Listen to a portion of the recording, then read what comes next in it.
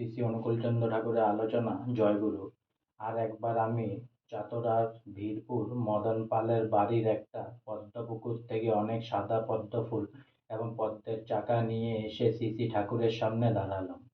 শ্রী শ্রী ঠাকুর তখন পার্লারের দক্ষিণ পূর্ব কোণে রাখা খুকির চকি লেখা চকিতে বসেছিলেন।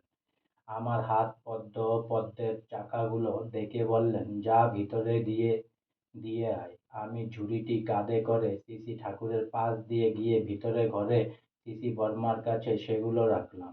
রাখতে শ্রী শ্রী বর্মা অপূর্ব হাসিতে আমার দিকে তাকালেন। তার নির্দেশে ঝুড়িটা রাখতেই নাতি নাতনিরা যারা ছিল তাদের কেউ কেউ সে পদ্ম চাকা ছাড়িয়ে খেতে শুরু করলো। তাদের সে তৃপ্তি, শ্রী শ্রী বর্মার সে পরম স্নেহধারায় সিঞ্চিত হয়ে আমার সারা দেহ মন এক অভূতপূর্ব আনন্দে ভরে উঠলো। আজকে আমার শ্রী শ্রী অনুকূলচন্দ্র ঠাকুরের আলোচনা এখানেই সমাপ্ত হলো।